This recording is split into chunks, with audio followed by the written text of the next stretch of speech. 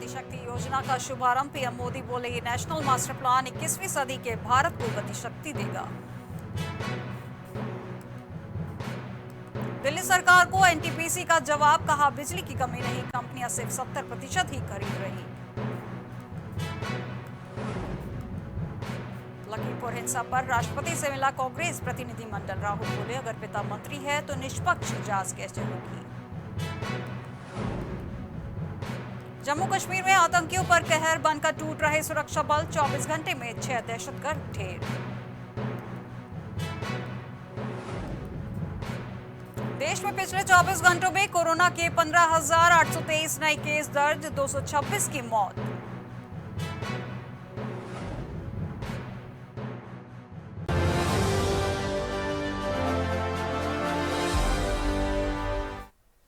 नमस्कार, मैं हूं आपके साथ में श्वेता। अगर आप देख रहे हैं प्राइम टीवी, आइए नजर डालते हैं उत्तर प्रदेश की कुछ खास खबरों पर। लखनऊ एयरपोर्ट के पास लखीमपुर घटना के विरोध में किसानों ने निकाली कैंडल यात्रा निकाली। साथ ही मृतक किसानों को श्रद्धांजलि भी दी और कैंडल मार्च निकालते हुए किसान गृह राज्य मंत्री के बर्खास्त की भी मांग उठाई है।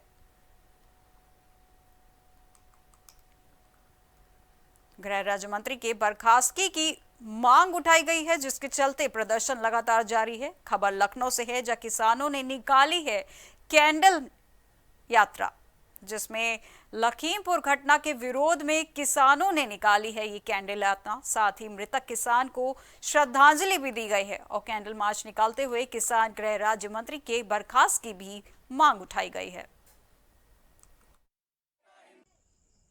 आज का कार्यक्रम संयुक्त किसान मोर्चा के नेतृत्व में पूरे उत्तर प्रदेश में जो किसान शहीद हुए हैं, 5 किसान लखीमपुर में शहीद हुए हैं, उनके नमन करते हुए आज हर जगह उत्तर प्रदेश में जगह जगह किसानों के द्वारा कैंडल मार्च श्रद्धांजलि जो है अर्पित की जा रही है। और जैसा कि हमारे राष्ट्रीय नेतृत्व का आदेश है, 18 तारीख को रेल रोको अभियान जो है हम लोग चलाएंगे। उसके बाद 26 तारीख को लखनऊ जनपद में महापंचायत होगी, जिसमें लाखों किसान। लखीमपुर खीरी कांड में मारे गए किसानों को श्रद्धांजलि देने के लिए मशाल जुलूस निकालने पहुंचे किसान यूनियन के कार्यकर्ताओं ने काला आम चौराहे पर फाड़े भारतीय जनता के फ्लेक्स बोर्ड, होर्डिंग और बैनर भी फाड़े और साथ में कार्यकर्ताओं ने शहीद भगत सिंह पार्क में भी शहीद किसानों को श्रद्धांजलि दी। 12 तारीख को जो है 12 अक्टूबर को शहीदी दिवस मनाया गया है उन किसानों का, जिन्हें भारतीय जनता पार्टी के लोगों ने, मंत्री के बेटे ने कुचल के मौत के घाट उतार दिया था। आज उनका शहीदी दिवस मनाया गया है यहाँ, और ये मशाल जुलूस निकाल के पूरे जिले में मंदिर, मस्जिद, गुरुद्वारे, चर्च सबके ऊपर आज मोमबत्ती जला के श्रद्धांजलि दी गई है, दुआएं की। यूपी के कानून मंत्री ब्रजेश पाठक लखीमपुर पहुंचे हैं। यतिकुनिया हिंसा में मारे गए शुभम मिश्रा के 10वां कार्यक्रम में ब्रजेश पाठक शामिल हुए।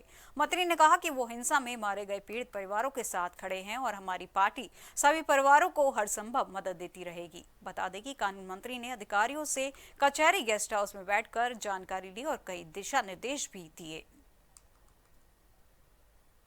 खबर लखीमपुर कीरी से है, जहां लखीमपुर पहुंचे हैं कानून मंत्री ब्रजेश पाठक, जहां 10वां कार्यक्रम में शामिल हुए हैं ब्रजेश पाठक। लखीमपुर पहुंचने के बाद उन्होंने परिवारों को कई दिशा निर्देश भी दिए हैं और उन्होंने आश्वासन दिया है परिवारों को कि हमारी पार्टी उनके साथ हमेशा खड़ी रहेगी। यूपी के कानून मंत्री ब्रजेश पाठक के लखीमपुर पहुंचने पर जो तिकोनिया हिंसा में मारे गए शुभम मिश्रा के 10वां कार्यक्रम में पहुंचे हैं और मंत्री ने कहा कि वो हिंसा में मारे गए पीड़ित परिवारों के साथ हमेशा खड़े रहेंगे और उनकी पार्टी सभी परिवारों को हर संभव मदद देती रहेगी। और अधिकारियों से कचहरी गेस्ट हाउस में बैठकर जानकारी ली गई और कई दिशा निर्देश अधिकारियों को दिए गए। फतेहपुर में भारतीय किसान यूनियन के प्रदेश अध्यक्ष राजवीर सिंह के आह्वान पर लखीमपुर खीरी में हुए किसानों के साथ हुए हादसे को लेकर कैंडल मार्च निकाला। भारतीय किसान यूनियन के कार्यकर्ताओं एवं पदाधिकारियों के देर रात कैंडल मार्च निकालते हुए मृतक किसान को श्रद्धांजलि दी गई।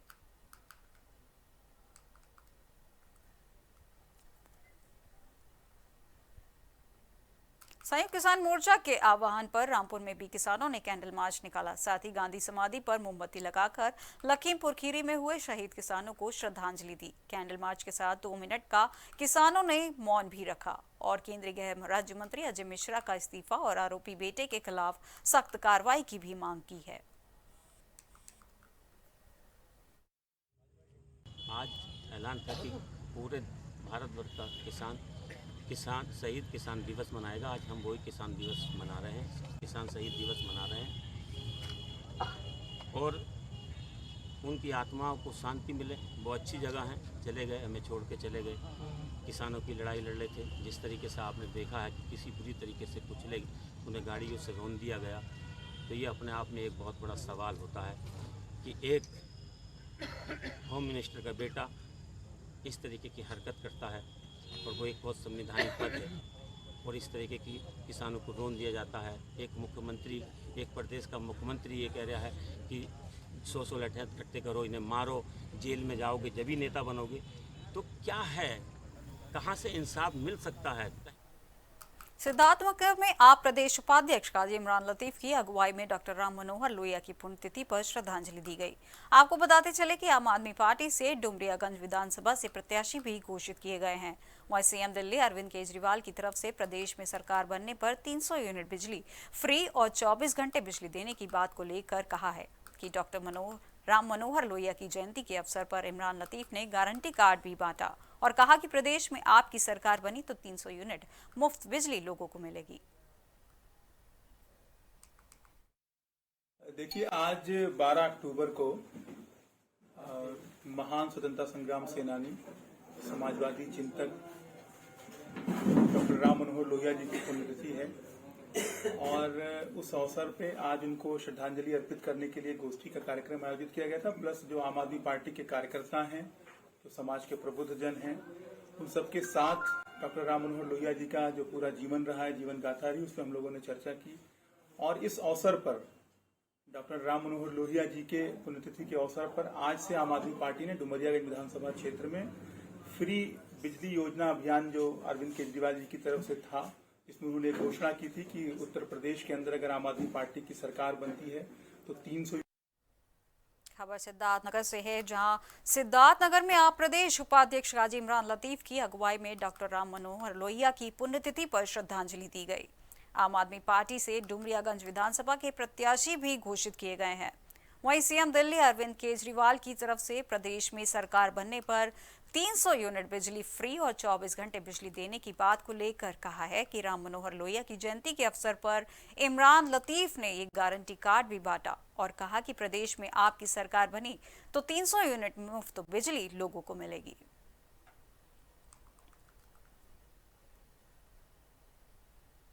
राजनीति छोड़ समाज सेवा कर रही वरिष्ठ नेता पंडित अशोक दीक्षित की पुत्री रूपाली दीक्षित ने पूर्व विधायक छोटे लाल वर्मा के खिलाफ मोर्चा खोल दिया है। उन्होंने प्रेस वार्ता कर कहा कि जो लोग समाज विशेष के प्रति बदनीयत रखते हैं और इस तरह की अरनगल बातें करते हैं, उनका राजनीति में कोई स्थान नहीं होना चाहिए। साथ ही उन्होंने भाजपा समेत अन्य राजनीतिक दलों से अपील की है कि ऐसे लोगों को चुनाव में टिकट न दिया जाए। और आपको बता दें कि पूर्व विधायक व भाजपा नेता छोटे लाल वर्मा का एक वीडियो वायरल हुआ है, जिसमें वे पंडित अशोक दीक्षित के लिए अपशब्दों का इस्तेमाल करते हुए अरनगल बातें कर रहे थे, जिसके चलते रूपाली ने कहा कि उपचुनाव में ऐसे व्यक्ति हैं जो कि समाज को तोड़ने का काम कर रहा है। ऐसे व्यक्ति को दूरी बनाए रखें, जिससे कि आगे समाज को जोड़ा जा सके।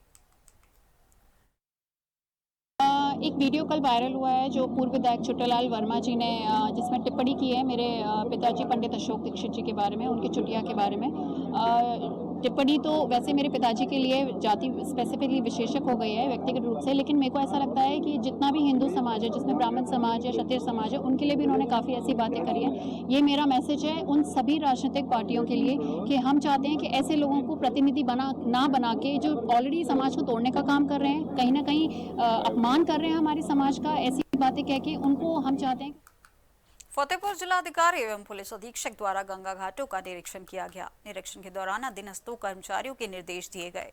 निर्देश के बाद दुर्गा प्रतिमाओं के विसर्जन के लिए पुलिस प्रशासन हुआ है सतर्क और स्वयं की देखरेख में देवी प्रतिमाओं के विसर्जन के लिए जेसीबी मशीन के गड्ढे खुदवा रही है और सुरक्षा के भी पूरे इंतजाम करवा रही है।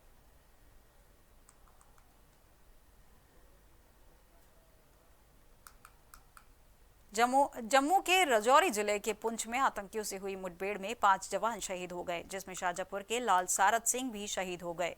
एसडीएमओ सीओ प्रभारी निरीक्षक हर संभव मदद करने देने का आश्वासन दिया है। शहीद के माता पिता को ढाढ़स बना रहे हैं, जिसके बाद अंत्येष्टि की जाएगी। परिजनों ने बताया कि सारज की अभी 1 साल पहले ही शादी हुई थी। इसी बीच शहीद के पार्थिव शरीर के आने व अंतिम संस्कार को लेकर प्रशासन ने अपनी कवायद शुरू कर दी है। तो वहीं जिलाधिकारी इंद्र विक्रम सिंह ने 50 लाख रुपए की आर्थिक सहायता प्रदान करने की घोषणा की है। इसी के साथ उन्होंने परिवार के एक सदस्य को सरकारी नौकरी देने की भी बात कही है। शहीद सारद सिंह के नाम से जनपद में एक सड़क का नामकरण शहीद के नाम पर करने की घोषणा की है।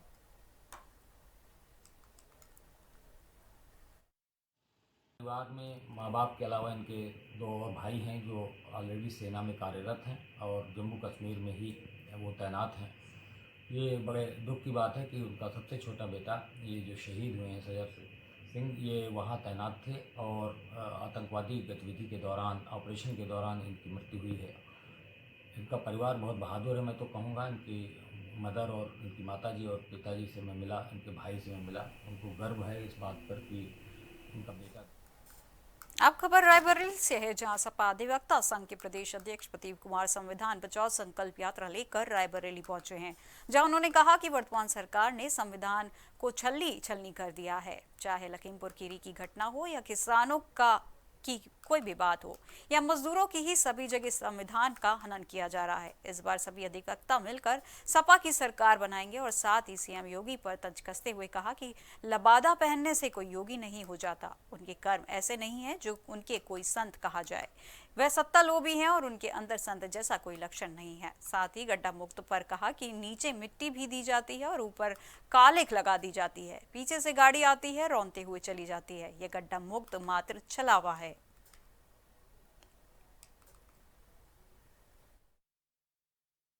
संविधान को बचाने के लिए अब कहां से खतरा है, ये आप देखिए। किसानों पर गाड़ी चढ़ा दी जाए, क्या इससे बड़ा कोई उदाहरण हो सकता है? क्या तलाशी के नाम पर आदमी को जान से मार दिया, गोली मार दे पुलिस, क्या इससे बड़ा संविधान पे और कोई बात आएगी तब आप खतरा मानेंगे? क्या महिला की सरेआम साड़ी खींच दी जाए, इससे भी बड़ा कोई उदाहरण होगा? इस तरह से अपराध जब पूरे समाज में और रेप पीड़िता को न्याय न मिले, जगह जगह अन्याय अत्याचार बिल्कुल चरम पे पहुंच जाए, क्या इससे बड़ी कोई घटना होगी तब आप संविधान को खतरा मानेंगे? तो संविधान तो पूरी तरह से छलनी, इसलिए संविधान को बचाने के लिए और इस संविधान बचाओ संकल्प। खबर हरदोई से आ रही है, जहां स्कूलों में लाख के शीशे के बावजूद व्यवस्थाएं सुधारने के नाम नहीं ले रही। शासन स्तर से इन स्कूलों में व्यवस्थाएं सुधारने के नाम पर पानी की तरह पैसा बहाया जा रहा है, लेकिन स्थिति जस की तस है। एक बार फिर हरदोई जिले के ब्लॉक टडियावा के प्राथमिक विद्यालय रावल में स्कूल का ऐसा ही मामला सामने आया है, जिसमें काफी छोटे बच्चे से स्कूल में झाड़ू लगवाई जा रही है। शिक्षक छात्रों की पुस्तक की जगह साफ सफाई करने को झाड़ू थमा देते हैं। इसी कारण परिषदीय स्कूलों में शिक्षा की गुणवत्ता में सुधार नहीं आ पा रहा है। क्षेत्र में लगभग 15 प्राइमरी पाठशाला है, जिसमें सफाई की स्थिति लगभग शून्य है। मामले को लेकर गांववासियों में आक्रोश है। ग्रामवासियों का आरोप है कि विद्यालय स्टाफ अपनी मनमानी करता है, प्रत्येक दिन बच्चे से ही झाड़ू लगवाते हैं। पहले भी कई बार इसकी शिकायत अधिकारियों से की गई है, मगर आज तक कोई कार्रवाई नहीं की गई। ग्रामीणों ने मांग की है कि मामले का संज्ञान लेकर उच्चाधिकारी उचित कार्रवाई की जाए, वरना ऐसे ही बच्चों का भविष्य खराब होता रहेगा।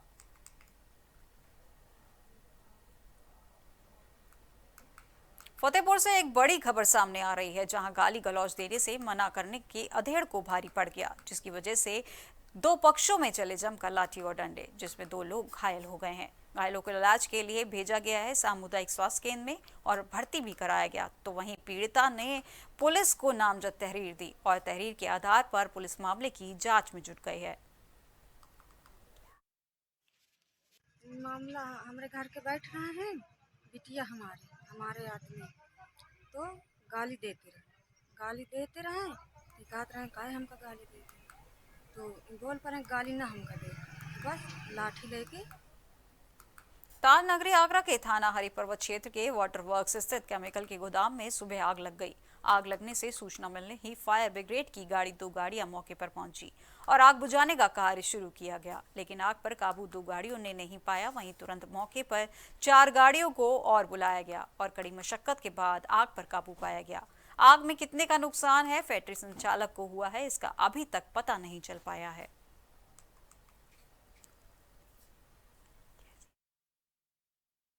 ये वाटर वर्क्स के पास तकिए की मस्जिद के पास एक केमिकल की फैक्ट्री की सूचना प्राप्त हुई थी। सूचना प्राप्त ही फायर स्टेशनों से जो गाड़ियाँ रवाना की तत्काल मौके पर पहुंचे और देखा है केमिकल का भंडारण था जिसमें आग लगी। तत्काल 2 गाड़ियों के साथ लगा के और फोम कंपाउंड का यूज करके हमने इस केमिकल की आग को कंट्रोल। सहारनपुर के कोतवाली बेहट इलाके के शाकुंभरी रोड पर भीषण हादसा हो गया, जहां शाकुंभरी देवी दर्शन को आए श्रद्धालुओं की कारें आपस में टकरा गई। हादसे में बच्चे, महिला समेत 8 लोग गंभीर रूप से घायल हो गए हैं।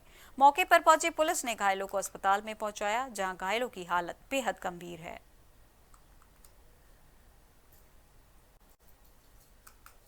संभल से एक बड़ी खबर सामने आ रही है, जहां करीब एक पुरानी रंजिश चलते 2 पक्षों में विवाद हो गया, जहां फायरिंग के साथ जमकर पथराव भी हुआ, जिसमें 8 लोग घायल हो गए हैं। फायरिंग और पथराव के वीडियो सोशल मीडिया पर वायरल हो गया।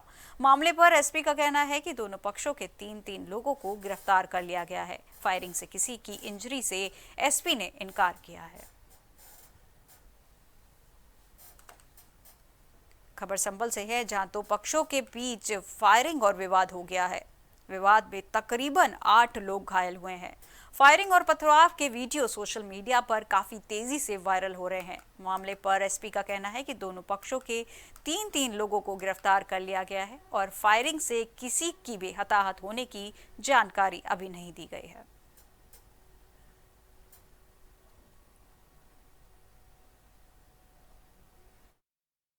थाना धनारी के अंतर्गत ग्राम कुबरी भूड़ में आज 2 पक्षों में, जिनका पुराना विवाद बताया जा रहा है, इनके बीच में आपस में पथराव और फायरिंग की घटना हुई। इसमें कुल 7 लोग पथराव से घायल हुए हैं। फायरिंग से किसी को कोई चोट नहीं है। दोनों पक्ष सजातीय हैं, यादव हैं। दोनों पक्षों के 3 लोगों को गिरफ्तार करके थाने पर लाया गया है। उनसे पूछताछ की जा रही है। उचित धाराओं में अभियोग पंजीकृत कर लिया गया है और अग्रिम वैधानिक कार्रवाई की जा रही है। घायलों को उपचार के लिए अस्पताल भेज दिया गया है। किसी की हालत। उत्तर प्रदेश की अब तक की खबरों में बस इतना ही, और अधिक खबरों के लिए देखते रहिए प्राइम टीवी। नमस्कार।